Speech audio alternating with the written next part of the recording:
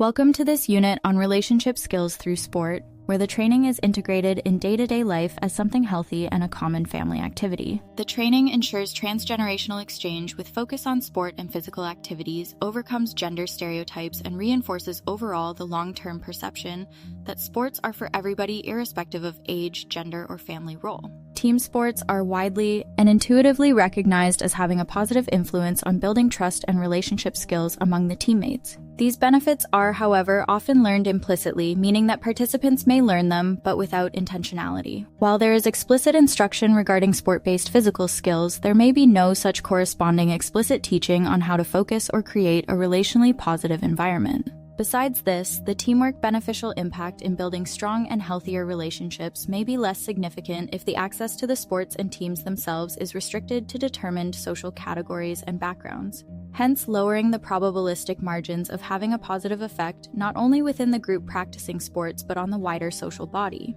Usually the categories struggling in having access to sports and their related advantages are people from other generational cohorts, especially the teammates' family members like parents or grandparents. Women, especially when the sport is traditionally considered a masculine one. Persons not identifying themselves as cisgender, who often struggle to overcome gender-based biases in sport. And economically and socially marginalized communities. This is where social and emotional learning steps in, aiming at bridging the still existing gaps in a synoptical way.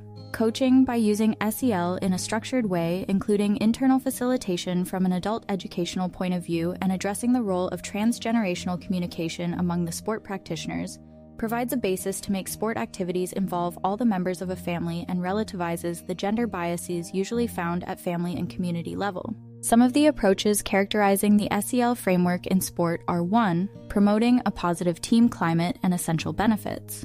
SEL best practices show that teams and individuals who are introduced in safe, supportive, encouraging, and inclusive team climates create stronger bonds beyond the specific boundaries of the sports sector and tend to maintain and elaborate them in their day-to-day lives, to the point that previous biased perspectives are reshaped on the basis of the practitioner's common experience during the activities. 2. Developing new skills through recognition and relationship building. Empathy and communication are passed down in a regulated way to the adult practitioners during the sport activities involving picking up teammates, open coordination within a team, mutual recognition of the roles in the new framework created by the activities themselves.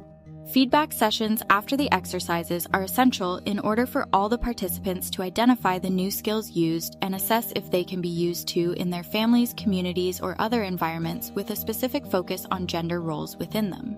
3. Promoting awareness in selecting the roles of the game. The practitioners are invited to swap their roles in the activities with each other and see the same activity from someone else's perspective, in order to understand that relationships, either sport-based or not, depend always on 2 or more characters, and that these characters are not necessarily rigidly defined by universal rules, at least at the social-emotional level, and that new skills may be needed to deal with this reality in everyday life too.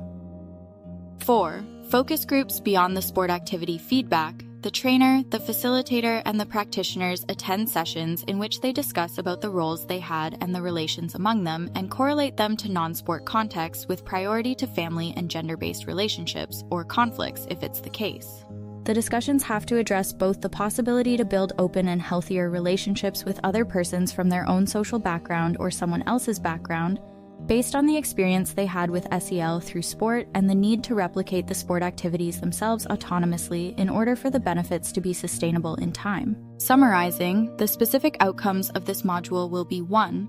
The identification of several ideas of activities that can be done by children and parents together, irrespective of gender, in order to build strong and healthy relationships within the family.